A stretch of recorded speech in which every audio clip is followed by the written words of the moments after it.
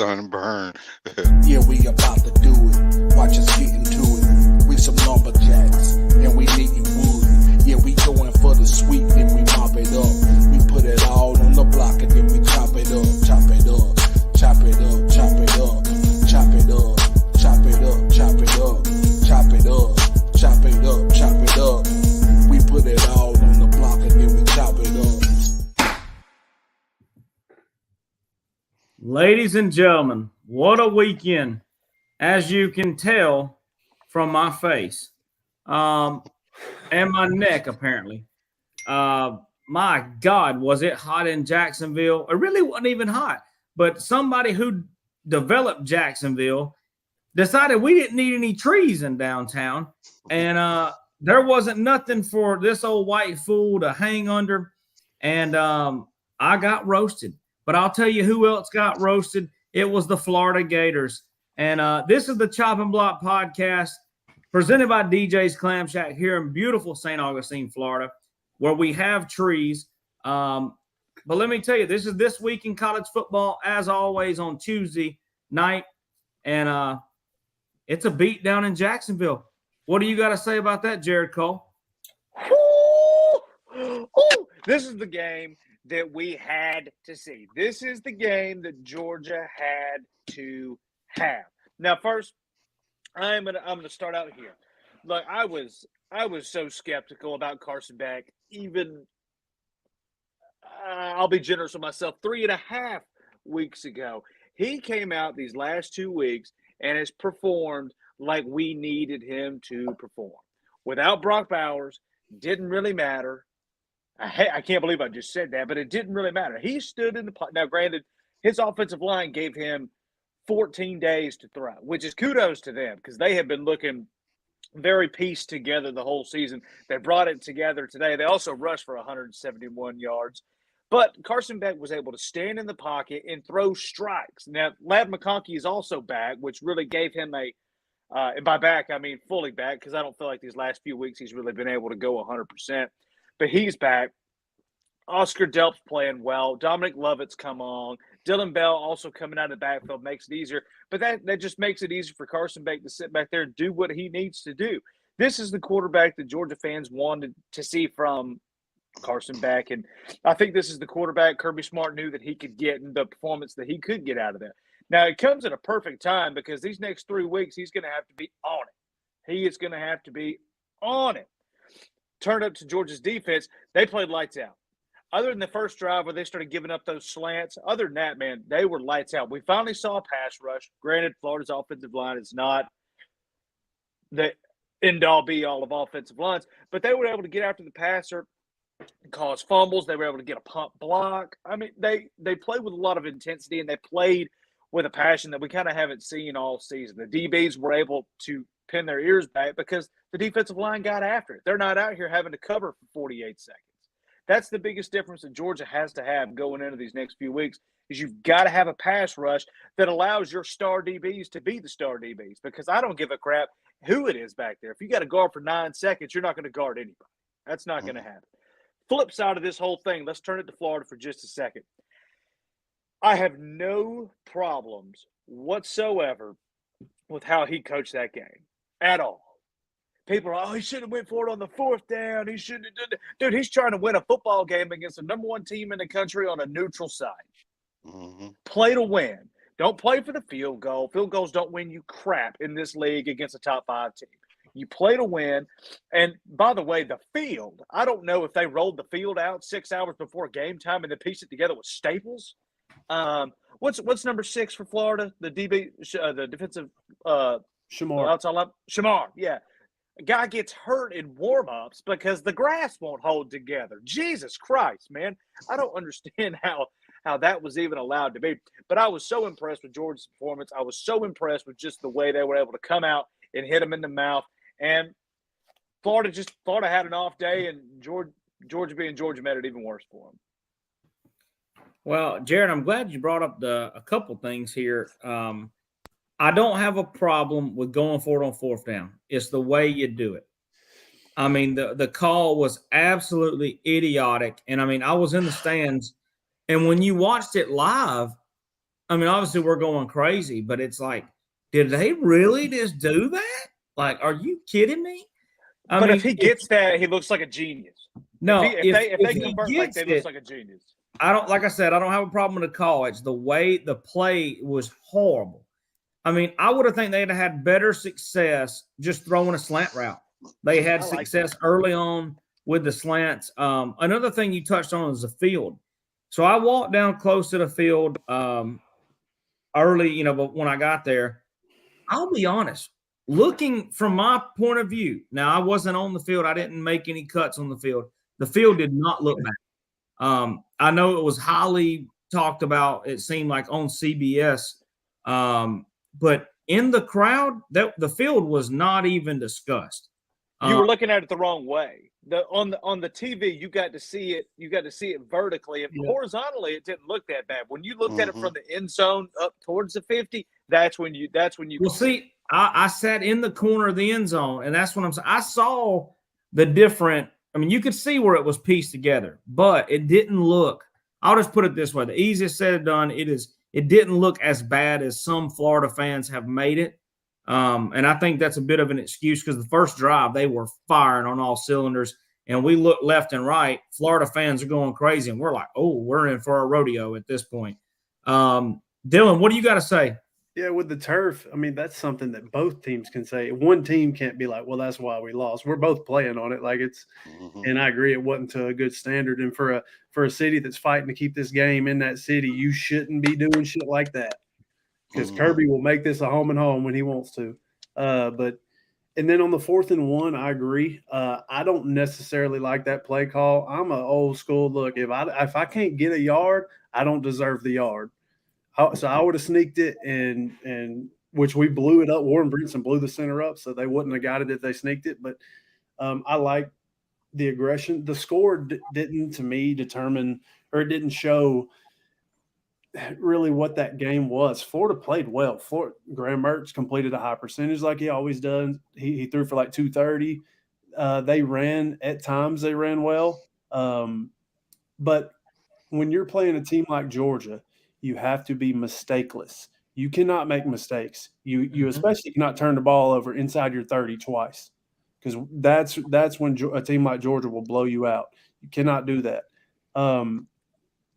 And then on Georgia's offensive side of the ball, we're never better for not having Brock Bowers. You're never a better team, but we are more explosive.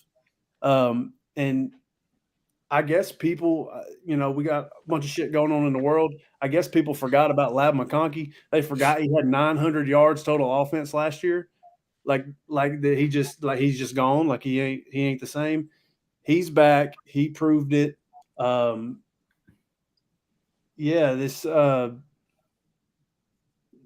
beat a team like Georgia, you're gonna have to. If you lose that turnover battle, you're more than likely going to lose the game. So you have to play mistakeless, and Florida did not.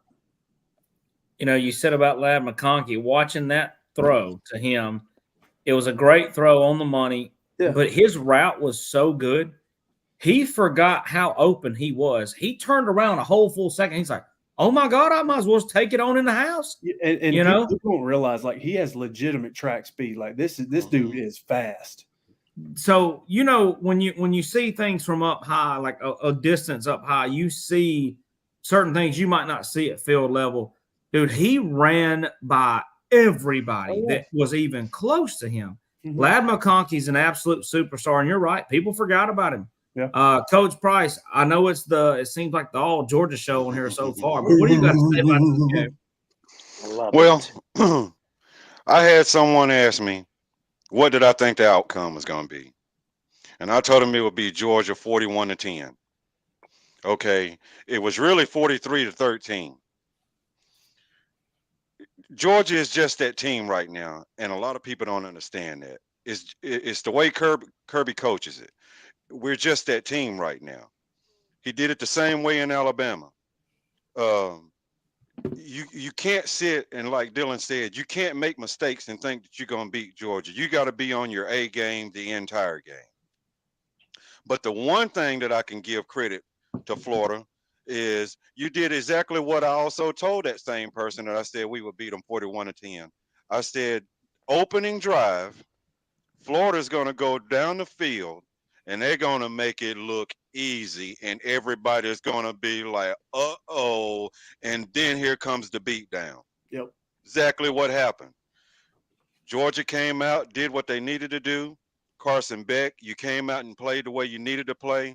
And even though my man is on a boat right now, when last week you wanted to give me a little bit, and I told you that Oscar Delk is going to be somebody that you didn't think he was going to be. He's a 5-star.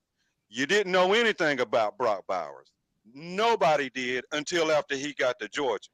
But we all knew Oscar Delk.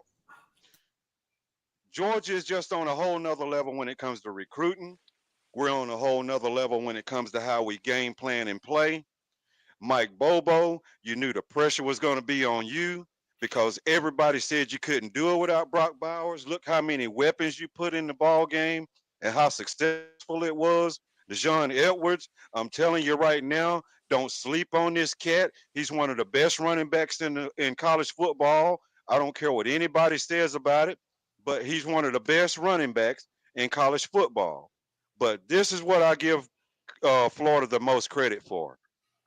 You guys helped us get ready for Missouri because your same pass route concepts is the same concept that Missouri runs. So what did that smart coach that we have named Kirby Smart do? He took all the starters out of the ball game.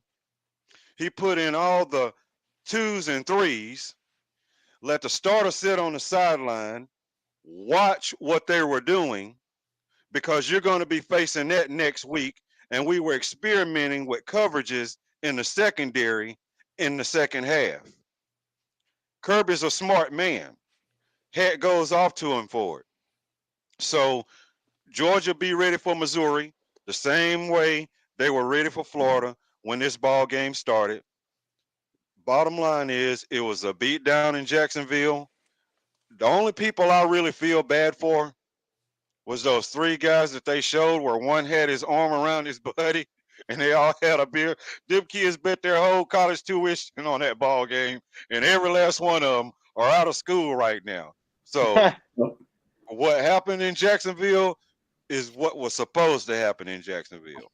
And Exactly. And you know what, guys? Y'all need to slow down a little bit now. Slow down now. It was Florida. You were supposed to win. No. Now listen, no, you were supposed to win that game. No. Stop it, okay? Don't do that. Listen, let me finish. I'm not trying to take anything away from you. Don't All do I'm that. saying is, listen, man. Coach said it. You got a great coach. Kirby Smart is a great coach. He knows how to motivate the kids. Okay? And that is, guys, I understand you do need talent. We all know that. You got to have the talent. But that extra to get you over the hill, that inspiration, that is what Kirby is doing. And Beck, I got to take my hat off to him. That boy, I looked out there on that field, I was like, oh my God, because I was hoping just if we can kind of do our work coming up this weekend, that we can go in there and try to steal one from y'all boys. But let me tell you something. Beck is getting better and freaking better and freaking better every single week. And that dude stood in there. Now, like I say now, it was Florida, so I'm gonna have to see a little bit more of this. It was Florida, but he did look the part 100%. Here's the last thing I'm gonna say on this, and I'll say it because I can hear Tony. That's what the number 2. I can hear him saying it now. If Georgia beats Missouri next week, I don't want to hear anybody say anything. Oh, well, we knew Missouri was 14. We knew they weren't really 14. They're 7-1. They're a good football team. I don't want to hear the same thing will happen the week after that with Ole Miss. Oh, well, Ole Miss, we knew they weren't really top 10. They just stuck them in there. To turn Tony, I can hear it now. I can hear it in my earbud from whatever godforsaken boat he's on out there. I can hear it coming right now. He's probably getting his ass whooped on the boat right now. He probably is. They said on this boat, let's talk about this boat for a second. Tony's out there in the middle of the ocean, okay? Might get lost at sea. He's out there playing claw machines for $250 cash and $500 cash. Tony might not come back with a billfold. and Tony might come back to an ass whipping on Saturday night by them LSU Tigers, and he might not. I mean, hell, come Sunday, he might not have a home. Tony's got a lot of answering to do. We might have to send somebody to watch him. If all that goes down, we might have to send somebody to sit with him. If I see that claw machine one more time, we're going to have to call the Coast Guard on Tony. But let me tell you, somebody who likes to make fun of logos here, they want to go down this way. Well, let me tell you, the only people that went upside down this week was OU. The perfect season crumbles. And it always seems like it goes this way for Oklahoma Sooners. They say a Sooner is like a mutt of something. and a mutt is exactly what OU looks like right now. You got some days where you're shaped like a bulldog. Then you some days, like against Kansas, a chihuahua. And we've seen what happens. The only people that advertise chihuahuas are Taco Bell, and Taco Bell grade meat was Oklahoma. Kansas over Oklahoma. What do you got to say, Jared Cole? You rush for almost 300 yards and 5 touchdowns, and you lose a football game. Man, Dylan Gabriel I think he was 14 for 16 for like 180 yards and a pick. That's not good. And people forget. I don't know if it's just went over people's heads. I'm not really sure. Kansas is a good football team. They were last year. If y'all remember right, they started 5-0 last year. They hit the over in week 5. They're a good football team, man. And this is the league now, and this just shows how close everybody really is. It's kind of like an NFL thing. Like you'll see, like the Jets will lose 9 games in a row and then beat the Chiefs. You're like, oh my God, what happened? Hey man, these teams got talent out there. The Big 12's got some players out there. Oklahoma, I guess, just forgot about that right now. Now that's nothing to say about their whole season. And I know those folks down there in Texas were just laughing their asses off, until the cows came home. But Kansas is a good football team, and Oklahoma went up there, slipped up in the passing game, and it bit them. And Kansas was just explosive enough to make it happen. I'm not sure what Kansas rushed for in that game, but it's like every time I saw a highlight come on, it was some guy running 60 yards the other way. That was the biggest takeaway for me. But I mean, you that just goes to show, man, you got to show up every week with your A game if you want to play in the playoff. If you want to play against these teams, you have to do that. Now, is Kansas the worst loss Oklahoma could have had? No, it's not. I mean, people can say whatever they want. Kansas, great football team. Leipold's a fantastic coach, and they were going to be ready for that game 6 ways to Sunday. Oklahoma from here on out, you better be ready this weekend against Oklahoma State. I'll tell you that much. You better have your big boy pants on because they're going to be throwing some body blows in you. And this was, Dylan Gabriel's Heisman just dropped a little bit, man. You didn't look like you needed to look, man. Like that was kind of what everybody was thinking was going to happen with him this year. I thought he was going to run right off with a Heisman and throw for 1,000,000 yards this weekend. It didn't happen. But I mean, if you're Oklahoma, you've really got to be on your P's and Q's the rest of the year, and you got to pray to God that Texas doesn't lose another game, and y'all can play them in the Big 12 title game, and just pray for a miracle to happen at this point. You know what's crazy? You look at the stats and it showed that Kansas had 225 rushing yards, and Oklahoma had 269. Actually, it was only three yards separated both of these teams in total yards. Didn't Kansas throw like 2 picks too? They tried to give it away even more. Yeah, 2 picks. Yeah, 2 picks. It was just a rushing clinic. Yeah, it's crazy. And Kansas had 218 passing yards to their 171. It's just, man, it's one of those games, man. That was a letdown spot if I've ever seen it. I agree. Dylan, what do you got on this game? Yeah, you don't have to turn the OU sign upside down. You can turn the entire Big 12 upside down. They're not getting in the playoff now. Look, if you want to look at it, there's three teams outside of Texas, Oklahoma that are also 4-1 in conference. You got Oklahoma State, Iowa State, Kansas State. Oklahoma has to play Oklahoma State this upcoming weekend. Texas has to play Kansas State without Quinn Ewers. We're living in a real possibility that next week the two teams leading that conference and in control of their destiny is Oklahoma State and Kansas State. It can really happen. And if that's the case, then the Big 12's out. They're not getting in. That's a fact. The mullet's back, baby. And like you said, there's only one person in all of sports entertainment that could describe this Oklahoma loss. And you turn that sumbitch sideways and shove it right up the Big 12's ass. And that's what happened. And The Rock said it best. But Coach Price, what do you got to say about this? Does this really turn not only OU, but the Big 12 upside down? Well, what it does is, like Jared said, everybody is a lot closer than you really think they are.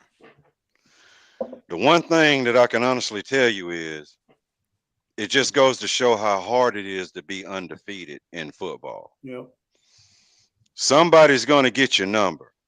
And a lot of people don't realize that it doesn't matter who the team is. When you play me later in the season, I got more than enough film on you for an upset, especially if I got quality players on my team too. So what it really showed is what Georgia's doing, as bad as Tony can't stand it, and like you said with the number 2, Ohio State's doing it. Michigan is doing it. Florida State is doing it. Washington is doing it. And you don't realize how hard it is knowing that every single week, no matter who you are, if you're undefeated, you're literally going in the ball game being hunted. You think that I'm going to come in here and I'm the rabbit with the gun, but you're not. You're the undefeated team and you're being hunted today. Because all week long, especially when I sit and I look and say, I don't have a chance to win a national championship. I really don't even have a chance right now to win the conference. But you know what I can do? I can stop you from doing it. Mm-hmm. So being undefeated is hard. You know, I can sit here and tell you that I had the privilege to be undefeated in high school. I went 15-0 and won a state championship. That sounds great. But how many of those games did we win in the fourth quarter? How many of those games did we barely escape? And how many of those games did we play teams like Armurchie and Model at the time and Coosa at the time, who brought their A game to Lindale? So what Oklahoma did is what I would expect out of Oklahoma. It's hard to go undefeated. So, like you said, they control their own destiny. It's up to them to try to get it together. Don't see them really doing it, but it just goes to show, fellas, that it's just hard to be undefeated. Somebody is going to get you. And like I said, it doesn't happen early in the season. You how many college football programs have you heard won one game, lost the second game, and then won the rest of them out?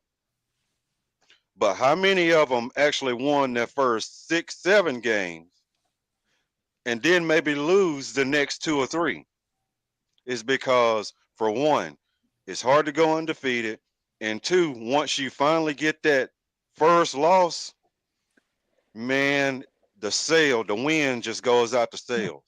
So Oklahoma, they could bounce back, but I don't think they will. but you don't realize how much that actually took out of them, losing that ball game. But I expected, for somebody big to fall because every week in college football is upset Saturday. Somebody is going to get upset, and it's going to happen again this weekend. Somebody is going to get upset. So This seems to be like a new trend though in college football.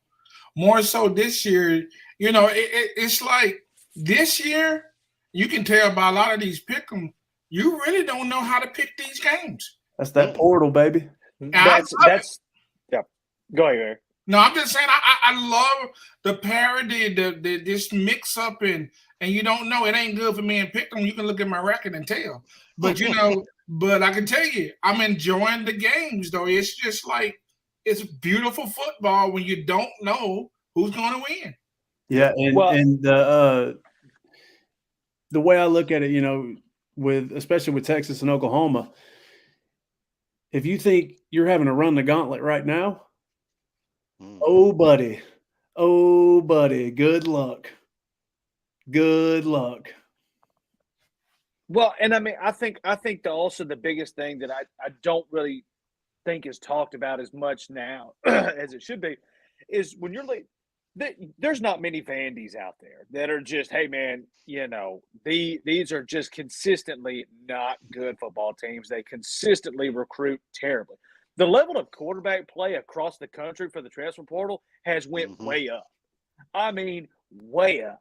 You start looking at some of these teams, and no, not everybody out there is, a Heisman contending quarterback, but these guys aren't bad.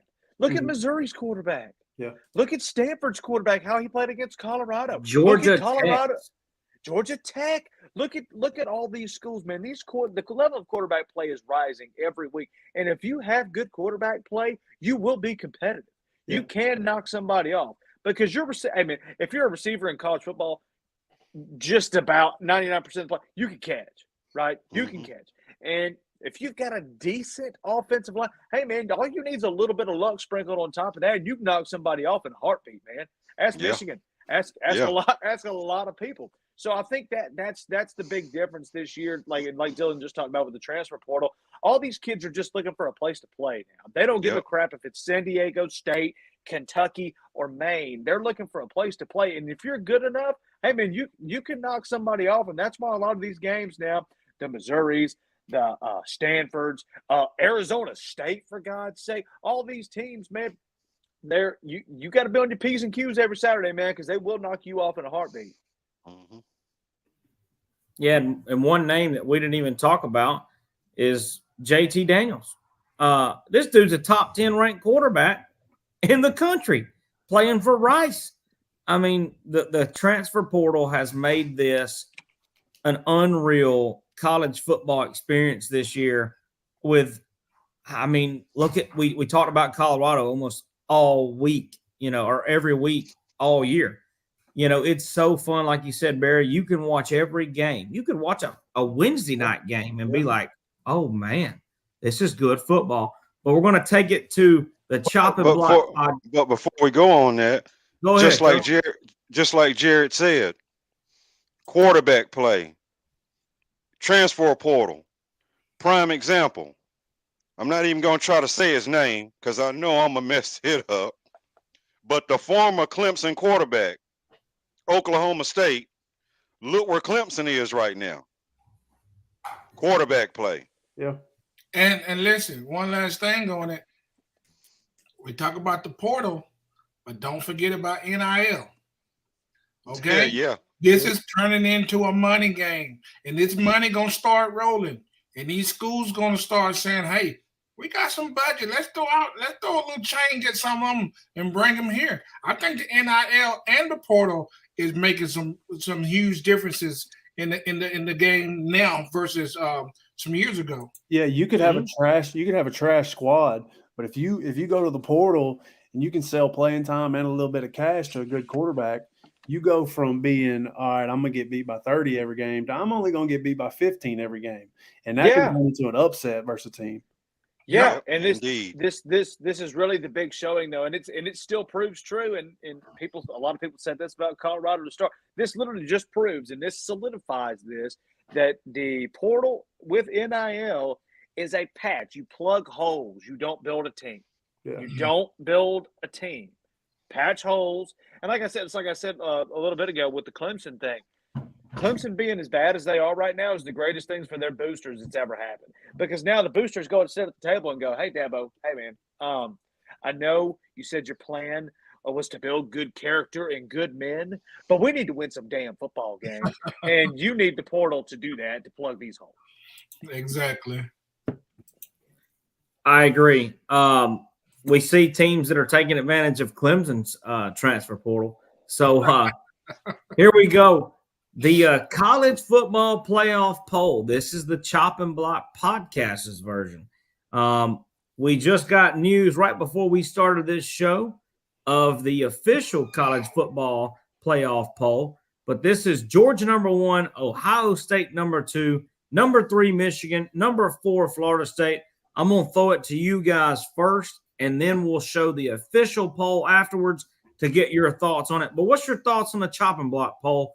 Jared Cole, go first and immediately throw it to Dylan Daniels this week. Different last name. Ooh. Man, look at Dylan. Man, God, what a guy.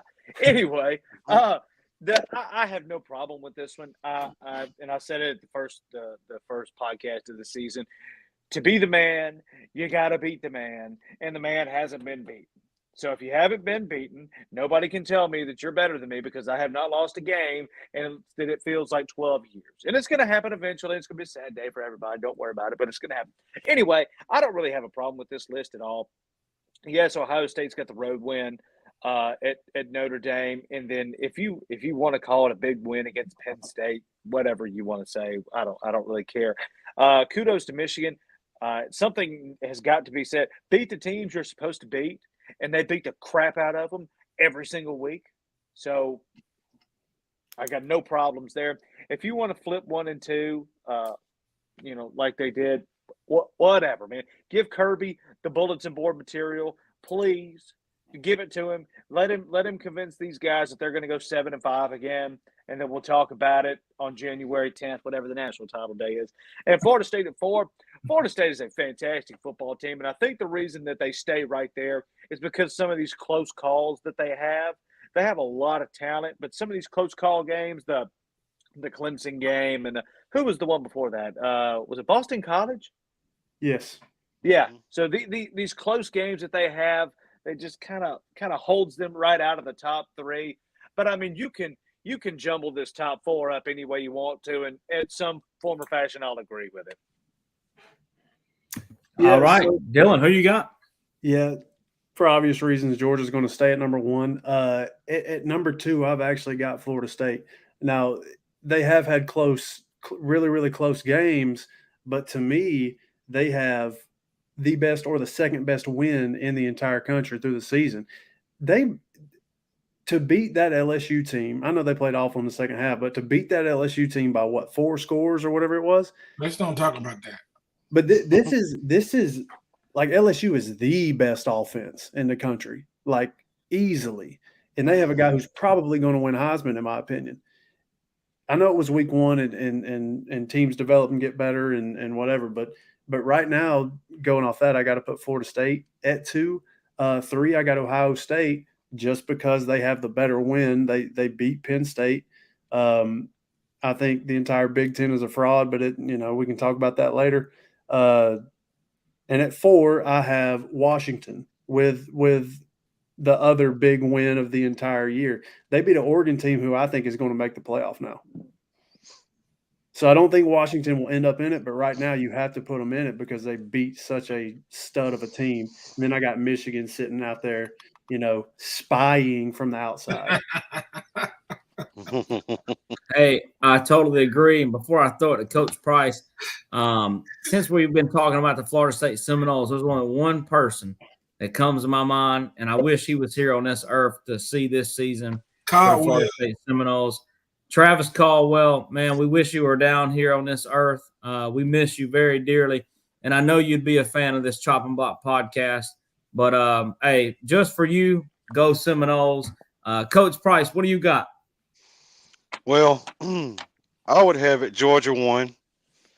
We've been there for a while, back-to-back national champions. I mean, come on, at some point, give us a little respect. But once again, we got a coach that says, we're doing the hunting, we're not the hunted. So go ahead if you want to and drop us, and we're going to hunt you down.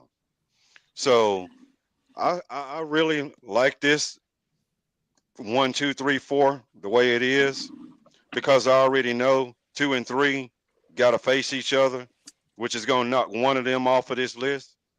But if it was flipped in reverse, that's the quote unquote political side to college football. Because if you put Ohio State at number 1 and you got Michigan at number 3 and you got Georgia at number 2, you're not going to put Michigan above Georgia. But if Ohio State is number 1 and then they get beat by Michigan, 1 is not out of it. So that's the political side of it when I look at this ranking, other than what we have on the chopping block.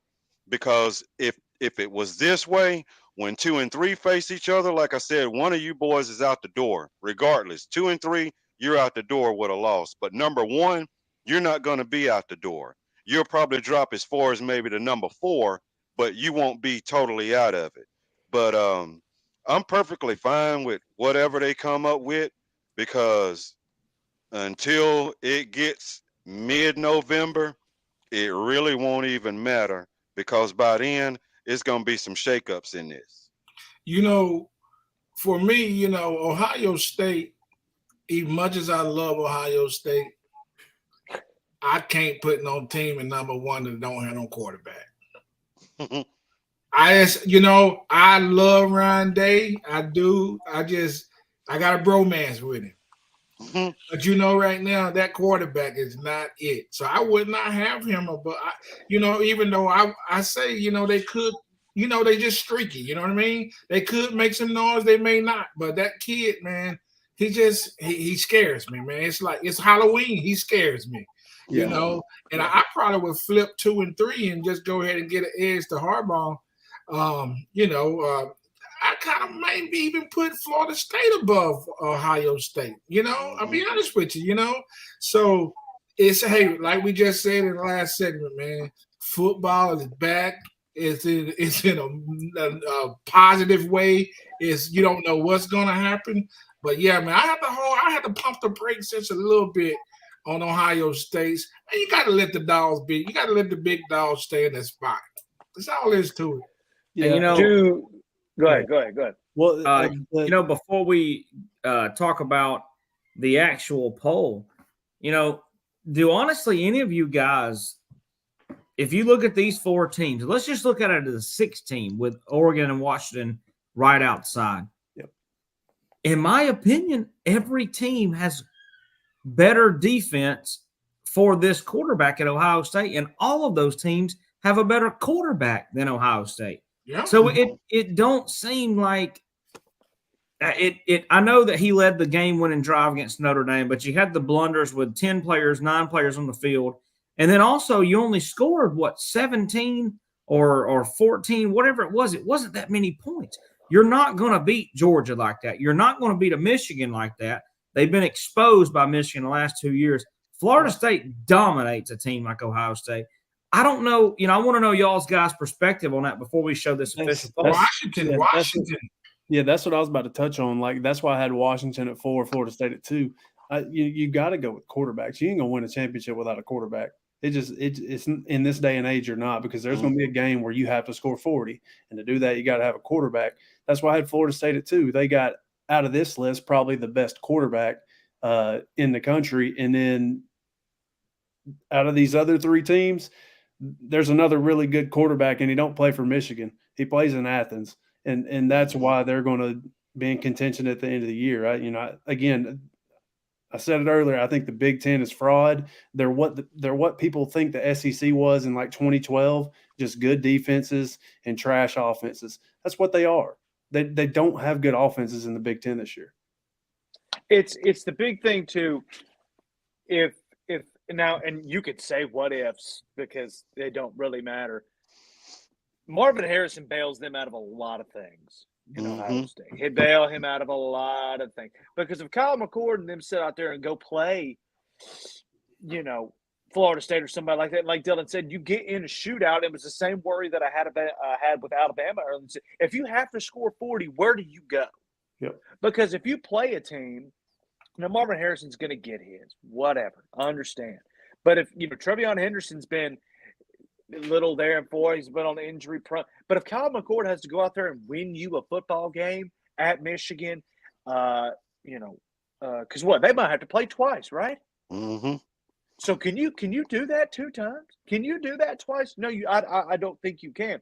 The other thing is, quarterback play across the board. I'm not the biggest J.J. McCarthy guy, and I think it's just because the whole Michigan thing, whatever. But, they're solid. They've got a solid team, and they play it from top to bottom. They can run the football. They can throw the football. They can play defense. Now, granted, you can sit there and say they haven't played anybody, but, man, they beat the crap out of who they play, and that there's something to be said for that. And Florida State, I think they're just now rounding into form. Now rounding into form. They're getting it going. I know Washington's been a little steep here, maybe sliding off the hill a little bit. But I agree with Dylan completely, man. If you don't have a quarterback and he's not playing lights out at this time of the year, you're going to have a lot around him to cover up for something to go win a playoff. And not only that, Marvin Harrison Jr. is, quote unquote, the guy that makes Ohio State tick. Well, I can tell you right now, it's a number 22 for Georgia that's got him shell-shocked. That's when we'll see him shut down. I don't know about that, Coach. He gonna hear them. Oh, yeah. He gonna hear it. We knocked them out the ball game last year. Everybody want to say dirty, dirty, dirty till you put it in slow-mo, and then you froze it, and then you realize he just got creamed like potatoes. So the bottom line is he remembers it. In that same number 22, when we was talking in the group message, why ain't Georgia stopping these slants by Florida? JP said, hey, we need a safety to come up and stop it. And what did Bullard do? He sent a message, and that was the last slant they took. Slow down, dog. Your bark is loud, but your bite ain't always vicious. Marvin Harrison gonna come to play now. Don't get too. Listen, that's fine. I know I'm outnumbered by the big dogs, but listen, slow down a little bit. Last thing here, right? everybody will love this. I think Ohio State is one. I think we can say that. How bad will the cries be to fire Ryan Day if they lose to Michigan after they just got put number 1 in the playoff prediction? You're going to find out. Just wait. It's going to happen. You won't be able to watch. You won't be able to watch ESPN for a month. They're not going to fire Ryan Day. Hey, where's Lou Holtz? We have talked about it legit somebody. From the beginning of this podcast. The beginning of the season, we talked about Ryan Day being on the hot seat with only 1 loss in the season. And the season, I know they're ranked number 1. We're about to show that poll. You can even go ahead and pull it up, Barry. The official college football poll is what you see here. And like you said, Ryan Day, we knew he'd be here. But where will he be is it really Black Saturday? It's not really Black Saturday, but the day after Black Friday is Saturday, and it's Michigan, Ohio State, and there is trouble. He's going to beat Michigan. If we go off of – here's the thing, guys, and we'll talk about this on the CFP poll as well. Last 2 seasons, Ohio State had their quarterback, had their receiver, had their running back, so-called had their defense, and got embarrassed at home and at Michigan. Now we're, I believe, back in Michigan, and Michigan is well-rounded on all sides of the ball. It seems like they are 2 times better than Ohio State. This could be the year where Ohio State's ran out the building again. Hey, what happened happened last year? What happened December 31st? What happened December 31st last year? Hey, Ohio State somehow, and that. Don't spoil it right here, Barry, because my question will have something to do with this. But let's go over the college football poll real quick. We see Ohio State at the top, which is the one thing I pointed out when we went over our poll, Georgia at number 2 is back-to-back defending national champions. Shocking there. Number 3, Michigan. Number 4, Florida State. Rounding out the top 6, Washington and Oregon. As we see, Texas over Alabama, which is rightfully so. But it almost seems like Oklahoma should be number 8. I don't think it'd be a problem to have them at number 8. And then everybody after that, to me, the national championship hopes stop at number 14. And the reason I say that is there has not been a team past number 14 to make it to a national championship game after the first week in the college football poll. And I know LSU has 2 losses, as we see on this poll. They could very well run the table, beat Georgia and Atlanta, and be in the college football playoff and be in a national championship. It is possible. I know they don't have much on defense, but it seems they're getting a little bit healthy on defense, and the offense is still clicking. So what do you fellas have to say on this poll? And then right when Coach Price finishes, I will throw my surprise question with this poll. Go ahead, Jared. LSU would need a lot of help to get into the playoff. Even beating Georgia. And I dude, LSU is by far got the best offense in the country. And I think Jaden Daniels, if he continues, will walk to a Heisman. But they're going to put a 1-loss Michigan, Ohio State in over them. And they're going to put a 1-loss Oregon in over them if Oregon runs the table like they should. If we win the SEC? Yes. No. I'm telling you, dog. I have another strong take on that. If that happens, Georgia wins out, LSU wins out, and then LSU beats them, Georgia would still get in over LSU. That's what I'm saying. That's my point. That LSU's second loss. My problem is not with LSU. My problem is with the second loss. That's where it gets jumbled up, because they're going to look at that and go, I see a 2-loss team. Like that's just, I don't think they can wrap their head around that. God, that's going to be so hard for them. But as far as this list goes, man, I think Oklahoma should be a little farther down than 9th. Ole Miss at 10, I have no problem with. Missouri at 12, no problem with. LSU at 14, I think LSU should be 12. That's just me. Kansas State getting love at the bottom of it. Hey, man, Kansas State's about to go on a tear. You heard it here first. I don't have a problem with this list at all. I mean, everything's in front of you. Win the games you're supposed to win, and, win your conference, and you'll be just fine. I think the Texas-Alabama 7 and 8 is kind of the tipping point it could be. If you get some losses up top, that'll be very interesting to see. But then again, that all gets settled this Saturday when LSU and Alabama play. That all gets settled. But yeah, Dalton, I'm telling you, man, that LSU 2 losses, man, I would be stunned if they got in. Well, think about this, fellas, before I kick it to Dylan. You've got Ohio State, Michigan. There's got to be a 1-loss there, okay? Yep. And then they go play the conference championship. It seems like it's going to be against who is it? Yeah, I thought it was Iowa or Iowa State. It looks like it's going to be Iowa. It'll play out. So that right there is an obvious win. Do you realistically, if Michigan wins that, does it just totally disqualify Ohio State with a 1-loss? They didn't even make their championship game. Michigan wins it. But here's also what you got to look at. Let's say somehow Ole Miss beats Georgia, and then Georgia goes to the SEC championship game, and LSU beats Alabama. You've got a 3-way tie for first place in the SEC West. Whoever goes. And then you have the outcome. Do you just take the champion of that game, or do you pull in, let's say, since Oregon and Washington is going to have another loss, or at least one, do you have a SEC champion and then somebody with 1 loss who didn't even get in the conference go to the Final Four? I don't think you get. There's not a lot that's got to happen for it The for it the to only, happen. the only Happened way, last year. yeah, the only way I see two SEC teams getting in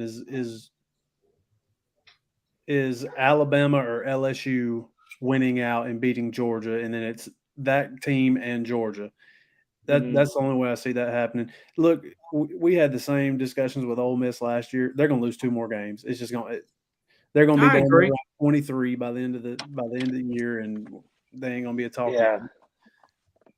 2 losses, that's just too much, I think. Yeah.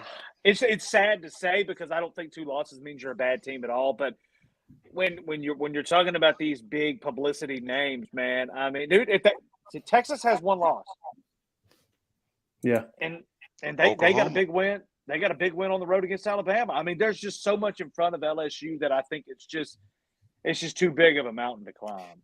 I just want to know the criteria because Yes. I'm guessing their reasoning for putting again, hey, none of this shit matters. Everybody's got to play. I'm gonna pull a Kirby and say I don't give a shit about any of this. But if it did matter, I'll argue this. Why like what's your reasoning for Ohio State over Georgia is okay, they have the better win. They beat Penn State. Okay, well then why do you have Oklahoma behind Texas? And then what when they beat them head up? Like there's so many flaws to why they pick and where they put people. And it's honestly like when you lose, just like the AP poll. That's all that matters. Is like when you. Sometimes it's when what have you done lose. for me lately? Yeah. What have you done for me lately? Because you got to remember, guys, this is a money game, and they've proven that you don't want to make too much sense. No, you got to have something to shake up. That's what they do. I mean, all these rankings are just their starting narratives. Right. What they are. That's exactly right. What storyline will we have by the end of the year because of these? Well, dude, look at your top 15, right? If you put that top 15 like they have it, that gives them Georgia 2 more top 15 games, 1 or 2 top 25 matchups the rest of the season.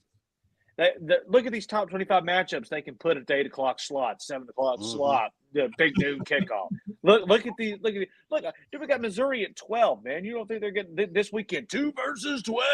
Oh my God, man, that's going to be the biggest 3:30 game you've seen in a while. I mean, that you're exactly right on that, Barry. You're exactly right. Coach Price, go ahead. I like it because I mean, when I'm looking at 1 and 3. It's like my boy Iron Mike Tyson said when he fought Spinks, 1 O's got to go. So I can tell you right now, 1 of those O's are going to go. So I like the way it's shaped up, but I'm also looking at it as what we're not really looking at is how many teams they got in here that they're calling sleepers. Because when you get past number 7, everything else is a sleeper. Alabama, that's a sleeper. All they need is to beat LSU, and they know they're in the SEC championship game with a chance to win it. And if they happen to win it, you're not going to let a 1-loss Alabama team and a 1-loss Georgia team both sit out. Because where's the money going to come from all the people that's watching it? That's right. Everybody wants to say, oh, a rematch of Kirby and Nick Saban, but not only is it a rematch, we're in a 3-match because they faced each other before. They're 1-1. Both went on to win the national championship, and here we are again. So how much money would it be, and how much, how many views would it be if you take a sleeper like Alabama and try to shoot them up the ladder? Then you got Oregon and Washington. You know what's going to happen in that conference. Somebody's going to drop, but then look who else you got down there. Oklahoma, Ole Miss, Penn State, Missouri. Everybody is a sleeper. So to me, the list is exactly what I was saying before. If there's anything about college football right now that's closest can be to the NFL, other than NIL deals and transfer portals like free agents and trade deadlines, is the simple fact who is going to watch who and which games are going to be the most intriguing to make a college football playoff something to watch. Because what happened to TCU last year, that turned a lot of folks off. Nope. You know what, So Coach? That Alabama team, this could be one of the greatest Alabama championships of all time. if they get there, Nobody is thinking Alabama is going to do it. But I'm telling you, I've been sitting back and watching that team, and they getting some stuff together, man. Even with Miro. And I know my team got to go and play them next week, and I hope we beat the crap out of them, obviously. But that's not going to be no small feat, dude.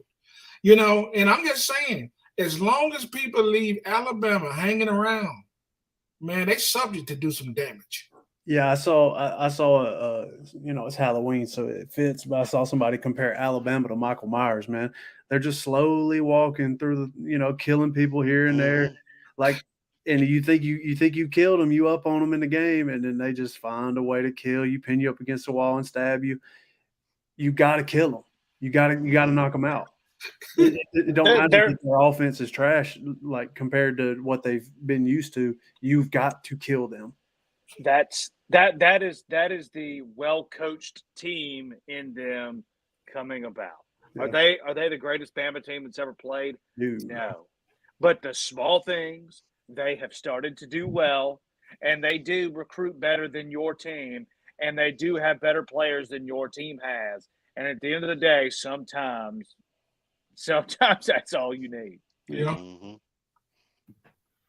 So you guys have answered every question but one, and it has to do with this college football poll. I want all of y'all to run down really quickly your best scenario. And what I mean by best, I'm going to throw a slash in there and add crazy right behind it. At the end of the year, when we have selection show Sunday, I guess it would be, after the college football conference championships on Saturday, who is your top four? And like I said, best / crazy. We know all the scenarios. Who do you got Final Four and why? Oh, that's a tough one. I got Georgia 1, Michigan 2, Florida State 3, Washington 4. I've got the same thing, except I'm putting Oregon at 4. I think Washington drops a game, and that makes it interesting. Yeah, I'm right there. I think the homer in me doesn't want it to happen, but there's a legitimate chance that whoever comes into Atlanta can beat Georgia, and more than likely, depending on everybody else, you're gonna slide into that 4 spot. But when it comes to the Pac-12, I do think it's Oregon. I think they win that rematch against Washington and they get in. I think Florida State's a damn near lock right now. I think they're the easiest lock out of everybody. Yeah. Yes. Which is who they have left. And even if they do slip up and lose one game, which they're probably not going to, they'd still get the 4 seed. But yes, I don't know. Yeah, Miami's all they've got left. Yeah. All you guys said it. Well, where's Louisville? Louisville is currently at 13, and they might make it to 10. Well, here's the thing. If everything goes perfect. That's my only question in this poll is if a Florida State slips up and there's a one-loss Florida State ACC champ, because it seems like Louisville's season's over. They can't make it to the ACC championship, right? Because they've already got the head-to-head loss. Is that right? No. So Louisville, and to me, why I don't think they'll make it is they have the worst loss out of all these teams. They lost, I think, by 20 or so to Pat Narduzzi and Pitt. Mm-hmm. Yeah. But if they go to the ACC championship, here's the scenarios. This is what I'm saying. Do you take a one-loss ACC champ, Big 12 champ? Who do you got? I mean, or do you take a one-loss Pac-12 loser in Washington? Because there's some serious questions there. Jeez. I can't see them not taking Washington if they have one loss and they've been competitive the whole time. I just Especially Would you take a one-loss Michael Penix is Washington? in New York, because that sells. He's going to be in the playoff if he's in New York. Here's the question, fellas. Would you take a one-loss Washington over a one-loss Texas? Yeah. oh, Texas oh my. Texas has a win versus Alabama in Tuscaloosa, It just Texas depends win? what win they think and is a better. win over their loss in a rematch. You got to look at it, fellas. That's the whole point. Is it a one-loss loser in Washington or a one-loss winner in Texas? Texas. I'm telling you, it could get real. I don't know if y'all seen that cheerleader from Georgia Tech when she raised her arms up and then fur balls fell out. This could get really fuzzy really fast. But let's take it to the next slide because Musty it ain't conversation. fuzzy at all. Well, you know what? This might be fuzzy for some people. We might be on the same track here. The Heisman Power Rankings. This is the Chop and Block podcast. And, you know, like I said, this poll has been weird. And Craig, you know, he must be lost in Auburn somewhere or on a boat with Tony. But Trick and treating. Trick and treating something. You know, he's always said the number 5. Oh my God, that'd be the worst spot to be in because the next week you're out. Well, he's right again. Number 1, Michael Penix Jr. Number 2, Jordan Travis. Number 3, Bo Nix. Number 4, Jaden Daniels back in it. And number 5, a newcomer, J.J. McCarthy. What do you got to say on this, Jared? Oh, geez, man. This might be the poll that I have went back and forth on more than anything I've ever done. Jesus, dude. It's Jordan Travis or Jaden Daniels. Especially if Jaden Daniels has a good game this Saturday against Alabama. I mean, Michael Penix has not looked great here lately, but they keep winning. That's where I get stuck. He hasn't looked great these last few weeks, but they do win, and that's the name of the game. You got to win. Dang, Jaden Daniels was like a freak, man, and Jordan Travis just has 500 guys to throw it to. J.J. McCarthy, because I think he plays on a top 3 team, obviously, but will the scandal make anybody look differently at that?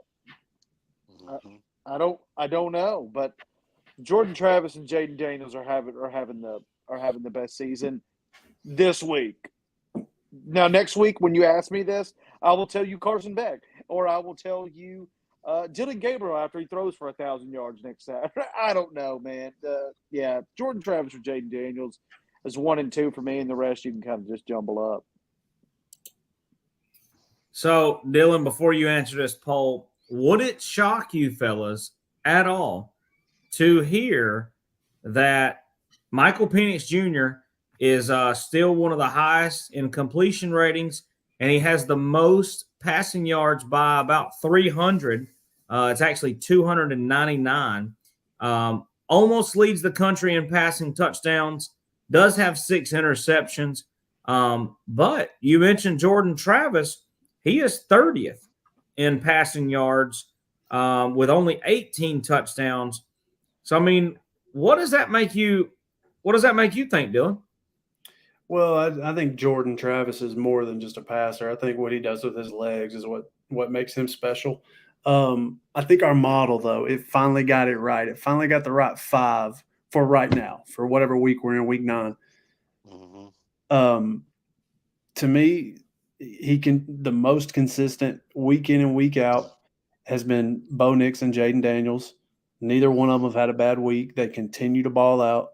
Jaden has to because his defense has given up 48, but Bo has just been elite every week.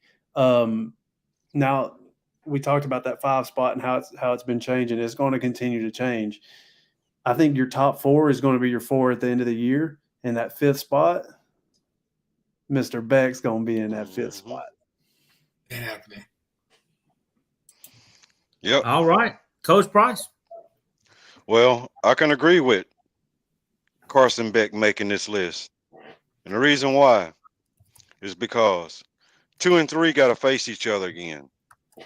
So, I mean, 1 and 3. So, one of them is going to get knocked off of this list in that ball game, hands down. If Bo Nix goes in, beats Washington, Bo is in, Penix is out. Jordan Travis, he'll still be there just because, like Dylan said, he does more than throw, but he wins ball games. He doesn't give them away.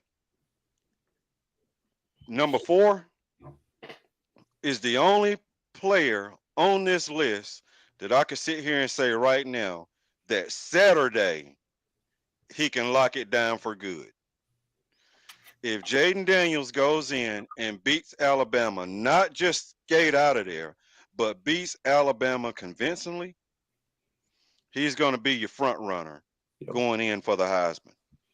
What Jay, time is that game?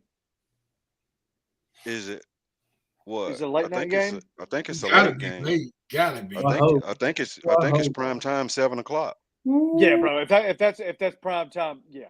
Oh yeah. 7:45. Yeah. 7:45. Oh yeah. So you got the whole nation watching it. So this ball game is his chance to hoist that trophy. JJ McCarthy, I don't really see him actually staying in that spot because, like we said, that number 5 spot is the first one to go. I mean, you got to look at it. Marvin Harrison Jr. was on it last week, and he won, and he's not on it. And he had 140 yards. So that tells you that number 5 slot, that's just a fill in. That's your dark horse. But I see Jordan Travis still being in it until something crazy happens. But 1 and 3, one of you is going to go after you face each other.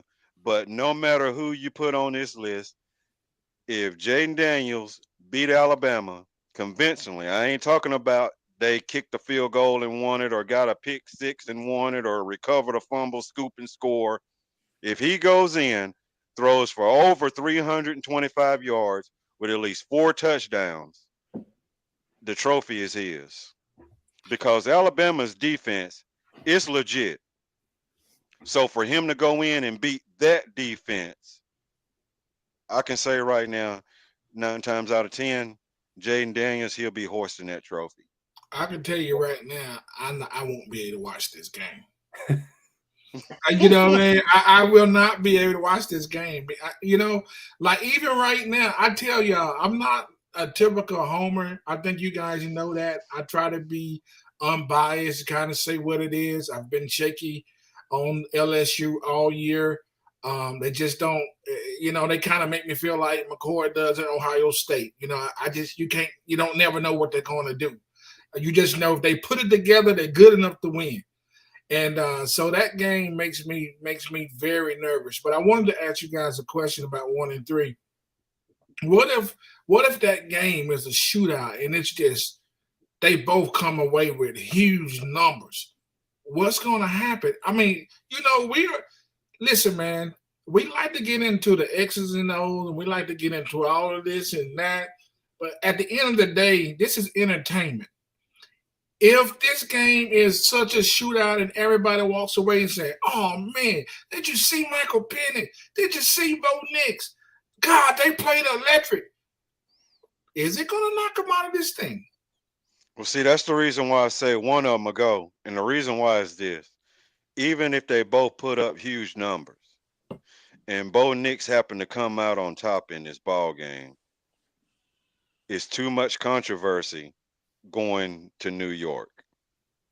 Because if either one of those guys were to win the Heisman Trophy, it's going to be a big time shakeup just because of it.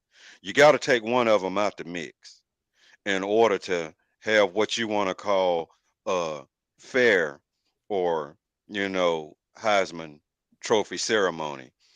I mean, the bottom line is one of them has to go because you got too many other ones that are upcoming.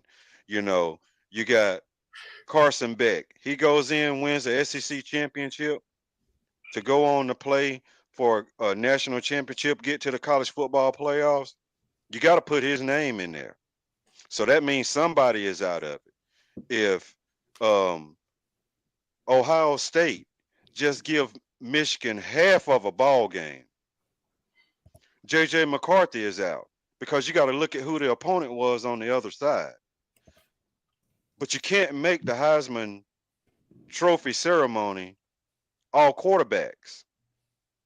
Something's going to have to give, because you're just turning it into a quarterback award.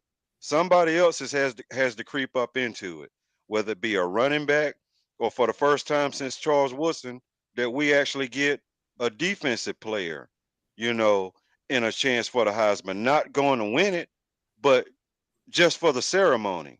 Because everybody knows that when the Heisman ceremony comes up, your top two guys is the one that's really going to win the trophy. The other guys are just there for the show. So you're not going to take 5 quarterbacks for the show. You're going to take at least 2 to 3 of them, and then you're going to mix in something else just to have a ceremony that says it's not all about the quarterback when it comes to the Heisman. And I just don't see you being able to do that with both Bo Nix and Michael Penix in the same ceremony. But what I about just don't last see it year? happening. What happened last year? Was it? It's all quarterbacks, wasn't it? Yeah. Yeah. And that's what I'm saying. You going to really do that 2 years in a row to where it's all quarterbacks, and even have 1 and 3 who faced each other twice? But have we had And anybody other than a quarterback in these rankings all year? a Yeah, we wide had receiver. Block and then the receiver. And Estime from Notre Dame, running back. Yep. So So here's my question to y'all before we move to the next slide. We talked about these 5 guys. We talked about quarterbacks and this and that.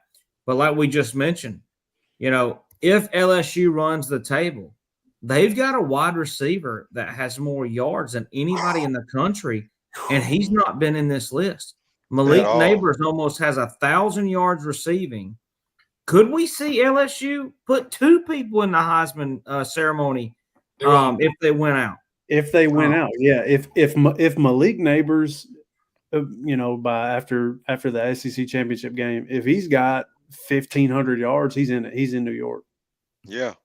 And then you got players like this, guys. I mean, if we look at the running backs, we have a running back right now who has basically 1,100 yards, but his team is not even going to be on conference championship Saturday. Does that automatically just rule him out? I mean, when you look at a Heisman Trophy winner, shouldn't it not be the best player? And this guy, his name, he plays for Oklahoma State. His name's Ollie Gordon. 1,087 yards rushing, and he leads the country.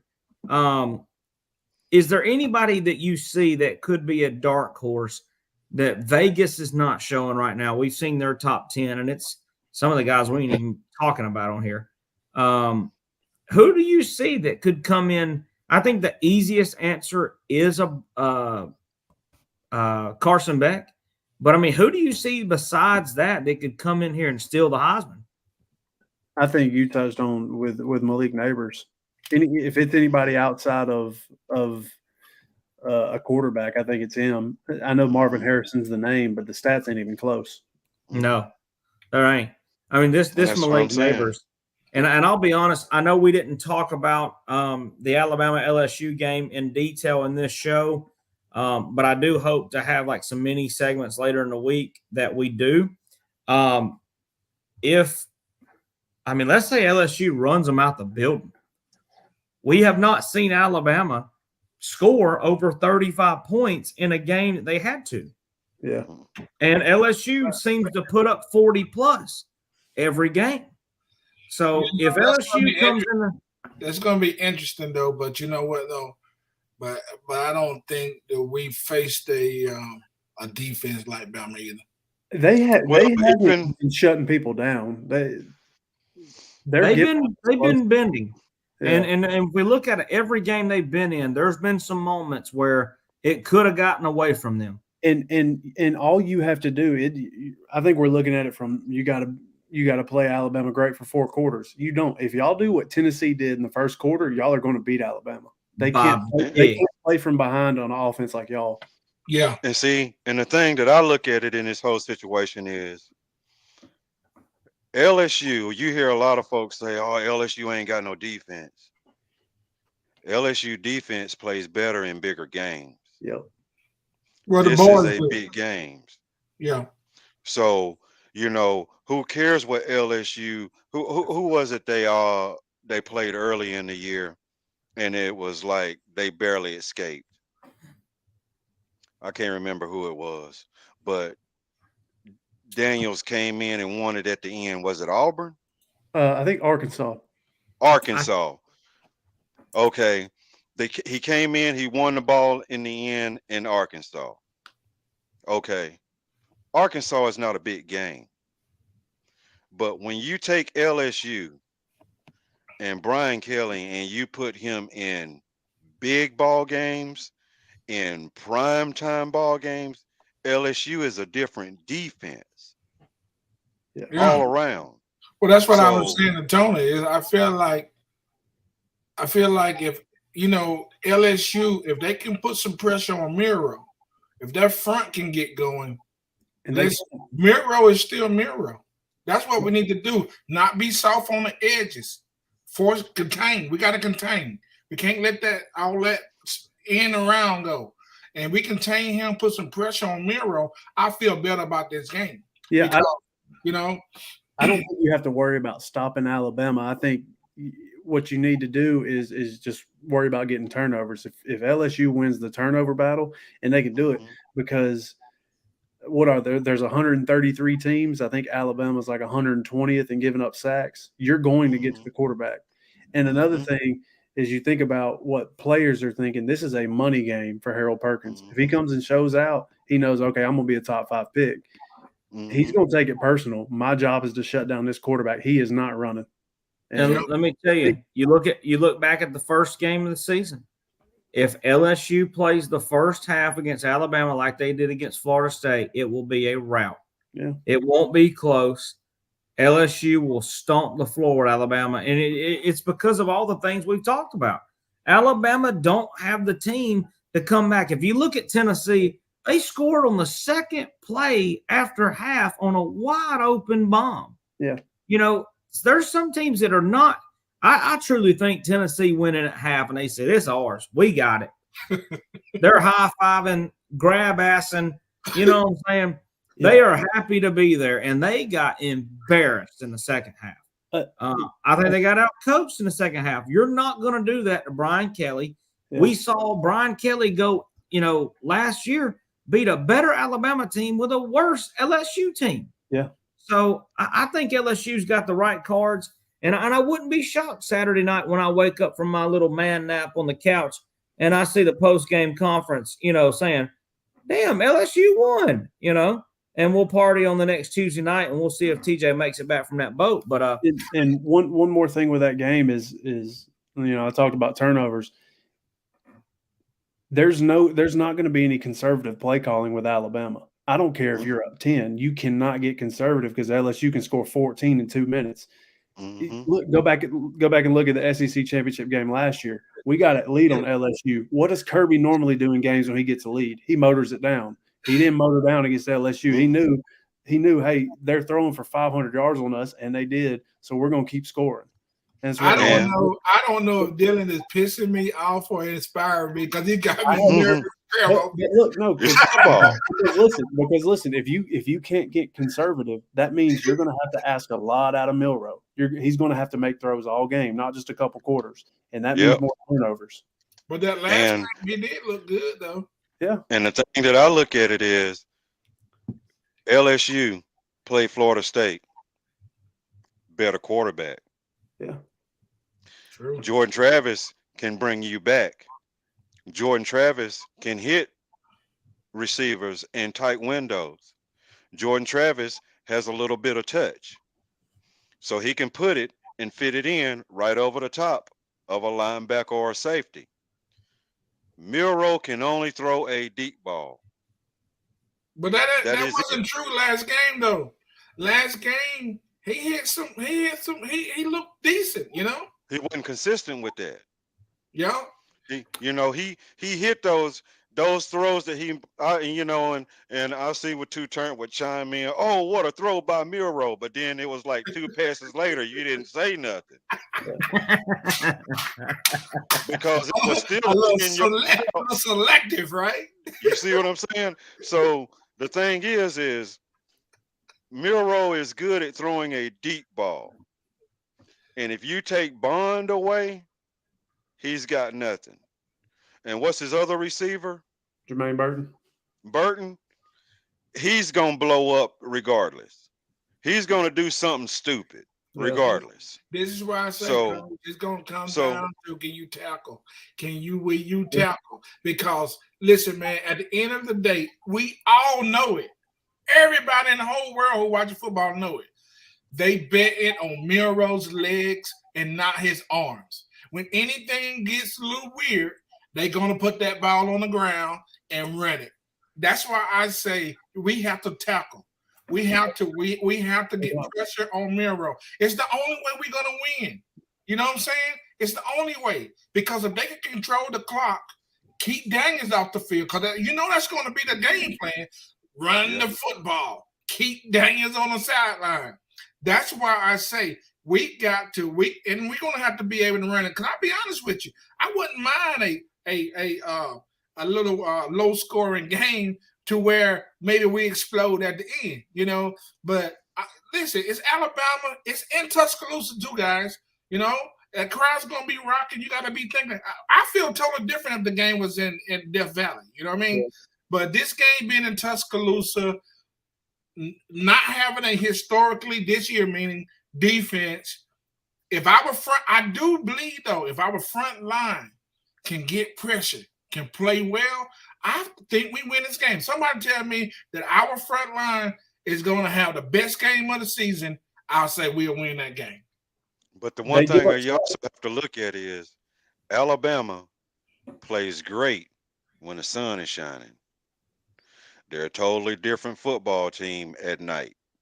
Yeah. You see more mistakes out of Alabama at night than you do during the day. If you go back and look at the history and talk to all your Alabama friends, every last one of them complain about how the referees were throwing flags on us all night. That's because y'all was really committing the fouls. but in the daytime, Alabama is a totally different football team.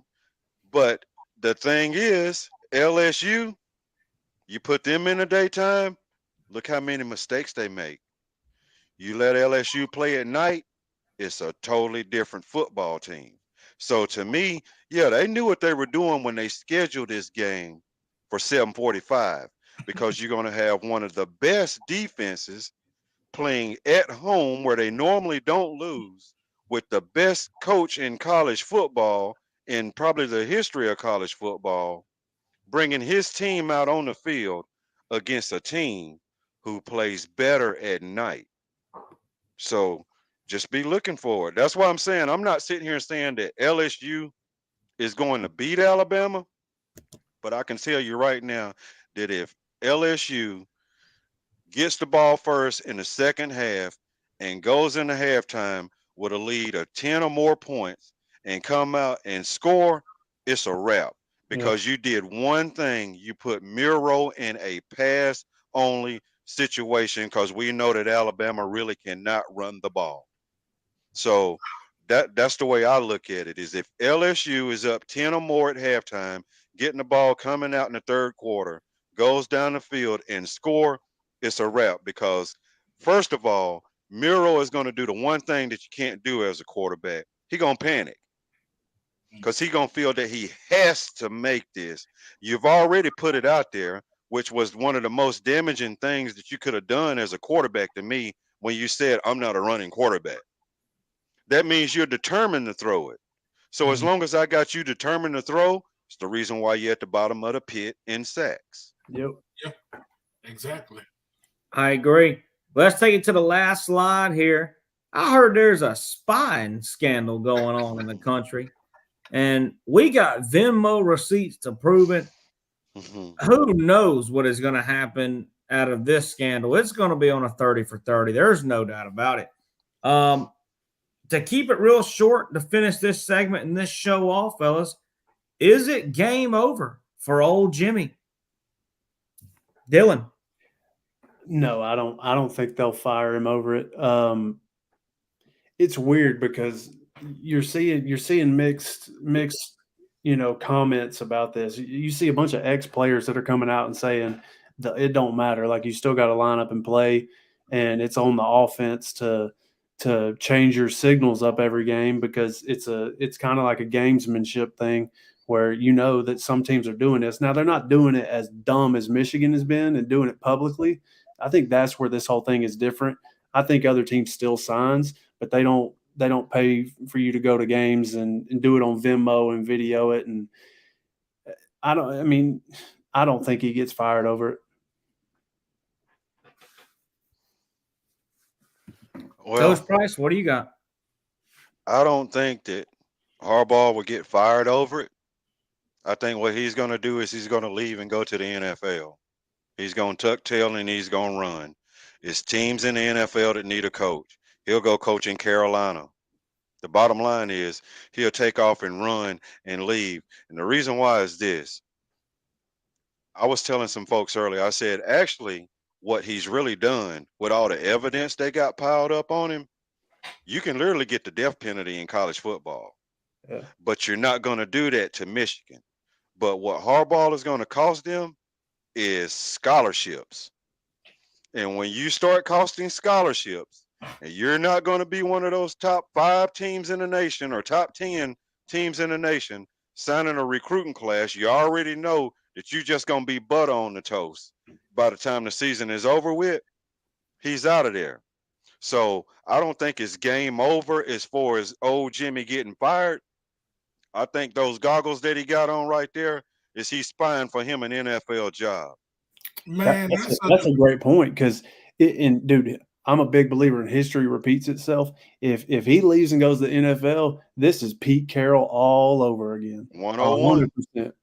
That's why I said on one of the last shows we did, man. I think the guy. First of all, I just want to give this dude some credit. I know everybody want to talk about this spy and all this. Listen, man. Look, with AI and with all these different types of analytics and all the media coverage and just the betting and everything, man, I don't want to hear too much about this cheating crap. I actually personally think it's just BS. Okay? Well, just like everybody else say. Listen, let everybody do whatever they want to do. Come on, man. Are we really actually living in a world when we have the internet and we have AI and we send people to the moon and we do all these different things, and we're going to say people not going to do whatever they need to do to get the greatest advantage to win a football game? Man, this is ridiculous kind of stuff, man. The dude, listen, whatever they do, they ain't going to do nothing to touch what's happening this year. They're not going to interfere in this year football because it would be a bad thing to do. Whatever they do, listen, this might be one of those situations to where they say, let's see if he wins. Okay? Well, I'm gonna leave it like this on it. That made me wonder, and the reason why I said it's awful, and I really think that he did get caught cheating, is when James Franklin came on a press conference and said it was 4th and 1. We were in a jumbo package, and he went into a cover 2 nickel.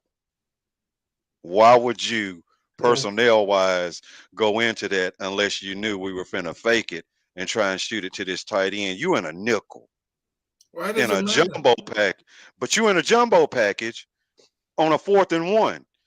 That means obviously something other than just coaching instincts told you that we were finna do this. Yeah. Why does it matter? But if you had done it with your jumbo package defense and you went into that coverage, it'd be one thing. But when you in a jumbo package and you come out and play me in a nickel, and this is something that we ran back in week 2 and we're in like week 9, and you're doing this against me, then buddy. And not only that, we found out that you were at that ball game when we done it. Why Now does it I'm matter, looking. Coach? Coach, if Well, anything short of sticking some needles in somebody's arm, or poisoning somebody, or flattening the tires on the bus, or messing up the football field, or doing something crazy, dude, you got to get on the field and you got to play the freaking game. you got to play the game, but when you're stealing my signals and you're sending people to ball games to watch my signals, and you compare it and you done it for over 30 ball games, I mean, you got to think about it. What was his record before all this happened? And then what was his record after? Yeah. Coach, I hear that, Coach. But listen, Coach, don't you think that we need to slow down a little bit on this cheating thing, dude? Man, come No. on. Look at this hat they got this man wearing, man, all this stuff. He should sue whoever put that picture out there of him. Well, look, here's my thing. Okay. And I got 2 points to finish this show on this specific case. All right. Here's what I think will happen. This, since it has already came out, it will change. And like you said, nothing will happen this year. Something will happen next year. Maybe it's a suspension. Seems like Harbaugh gets the first 4 games off every season anyway.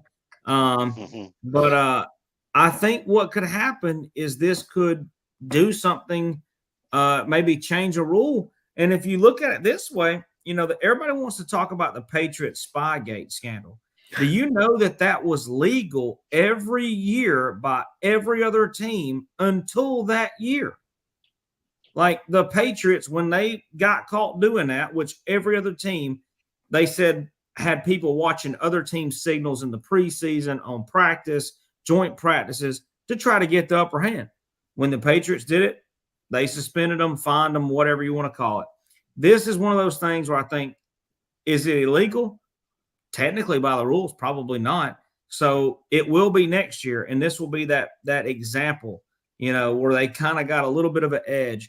And like you said, Coach, it does matter, Barry. When you know what's coming, you got a little bit better of a chance. And we saw this, and I know it's a different sport, but we're talking about a harder sport when you have to hit a 100-mile-an-hour fastball, and the Houston Astros developed a way to let their hitters know what was coming, not only fastballs, but all speeds. And they won a World Series, the most tainted World Series since arguably the Chicago Black Sox throwing the World Series. So it's like, I look at it 2 ways. This is going to be one of the things where they change the rules because of it, or they really put the hammer down on him and he goes to the NFL for forever. Hey, Barry, I got one question. If we were sitting at your crib right now playing No Limit Hold'em, and I stuck a mirror up on the back of your wall, and I'm watching your cards, and I forced you to go all in, am I cheating, or is that just an upper hand? Yeah, okay, that's a great point. And the way, well, first of all, you know that you don't do that unless because see that card game, you can actually get killed, and this thing gonna take you in the hand. But listen, guys, listen real quick, just a couple seconds, guys. None of this matters, man. Every one of us talk about in sports, make adjustments. You got these coaches you need to know that people are going to be looking at what is it? Nobody from your school. If you go to Michigan, you can't go to an Ohio State game. You can't have your cell phone out. You got to sit over here so you can't see the signal. Dude, this is a bunch of crap. I'd like to see the day when you can do whatever you want to do and let the boys come up and strap up. Because you ain't going to tell me, dude, the AI ain't going to be cheating. You're not going to tell me the analytics is not going to be cheating. Look at Vegas. Look at the Chiefs game real quick. Who would have ever thought that the freaking Broncos was going to lose to the Chiefs? I didn't even know anything about Patrick Mahomes having the flu, but Vegas did. 6 points to the Broncos, dude. All of this stuff and what I'm saying is already happening. It's happening all the time. People just like to pick on Jimmy. That's all it is. They just picking on Harbaugh. That's all they're doing. Well, we talked about the possibility of Harbaugh going back to the NFL a couple times this year. We'll see if it makes it for tomorrow's NFL show led by Bisa Kane. But this has been the Chop and Block podcast presented by DJ's Clamshack. And just a special announcement to make. Before we went live on this show, we had a unreal story, told to us. And soon we will present that story in its entirety. It will be the story of Assad Bashir, the day tomorrow was promised. A story you don't want to miss here on the Chop and Block podcast. The story that could change the world, in my opinion, and change definitely America's perspective on everyday life. But this has been the Chop and Block podcast presented by DJ's Clamshack. This week in college football. Well, the show's over. Let's see what happens on Saturday. Dylan, you got something for me? Yeah, Dalton. Drop that shit. Yeah, we about to do it. Watch us get